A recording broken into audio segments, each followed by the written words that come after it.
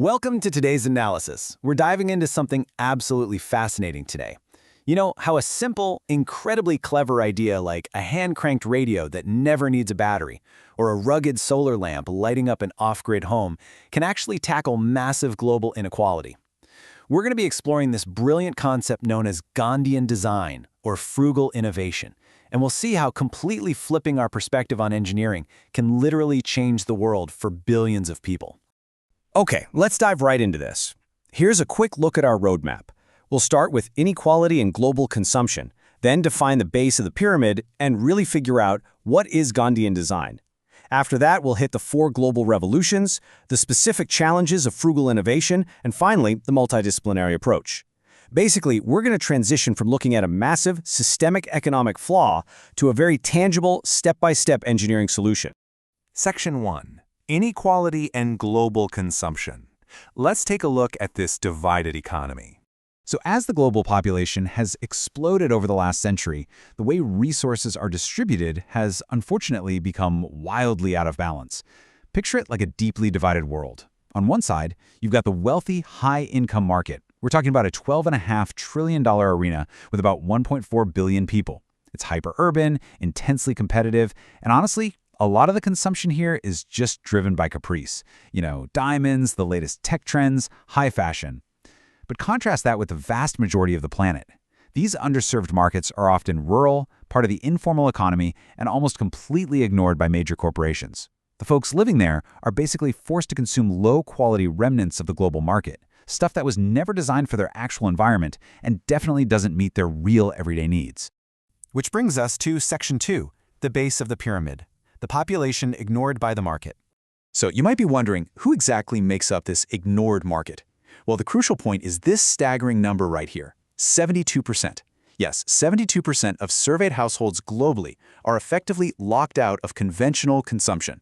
The modern industrial system simply wasn't built for them. Traditional capitalism basically looked at this demographic and said, well, they don't have disposable income, so they aren't a profitable market for high-quality goods. And because of that assumption, an overwhelming majority of humanity was literally left out of the equation.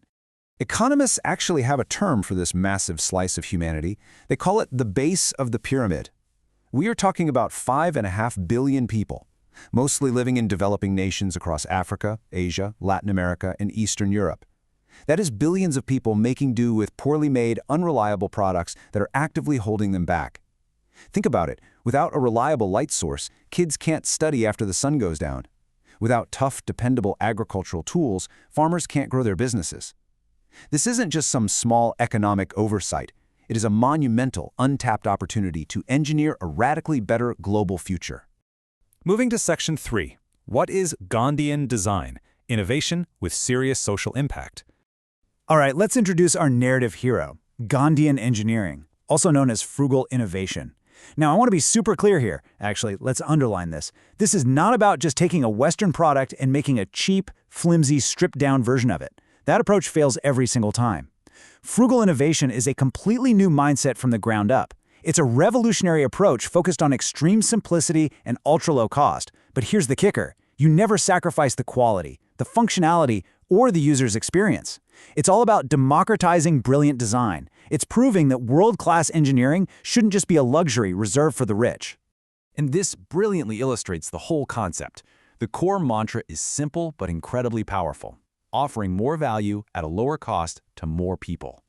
You see, frugal innovation is fundamentally a form of social innovation. From day one, the design process deeply respects the consumer, no matter how much money they have. Instead of asking, how can we squeeze the maximum profit out of a premium buyer, Gandhian design asks, how can we deliver the absolute maximum utility and dignity to an everyday person? To actually pull that off, your goals have to be radical. Practitioners of this kind of engineering aren't looking for a cute 10 or 20% discount. That's just standard cost cutting. No, they aim to slash the cost of a product down to just 5 or 10% of what it would normally cost. Just wrap your head around that for a second. A 90 to 95% cost reduction.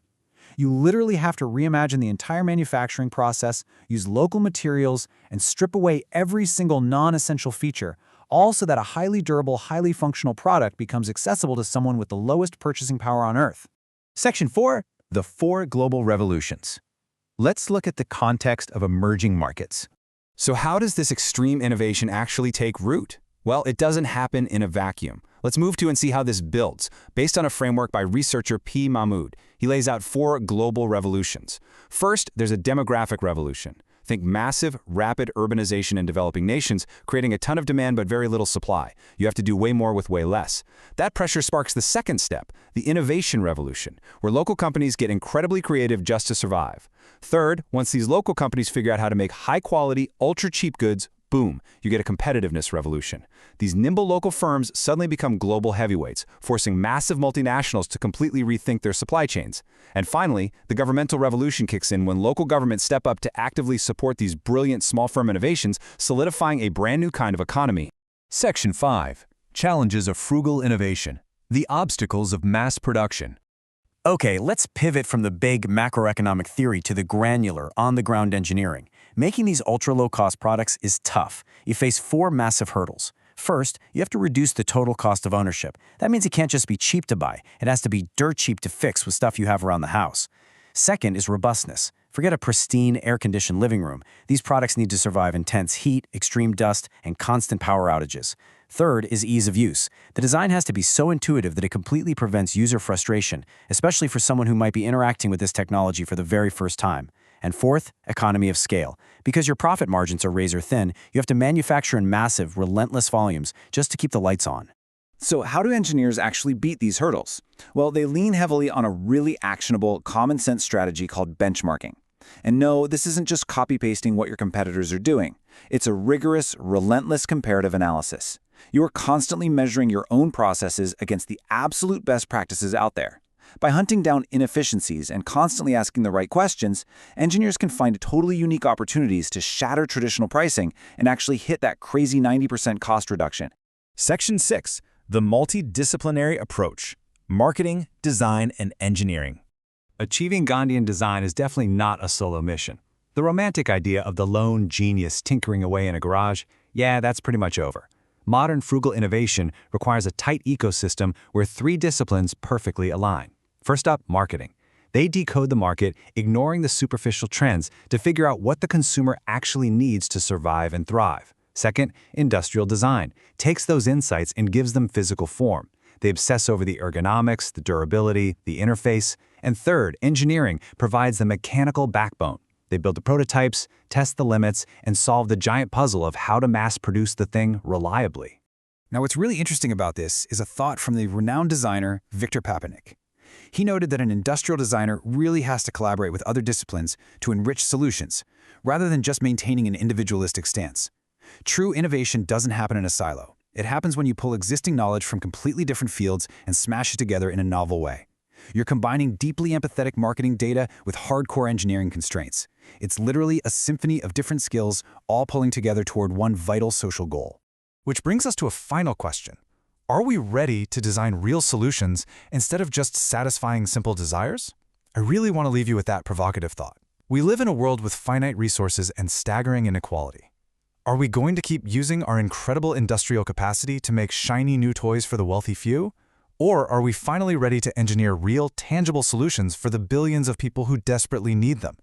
Thank you so much for joining me for this analysis. I really hope this encourages you to look at everyday product design and the immense power of frugal engineering through a totally new, socially inclusive lens.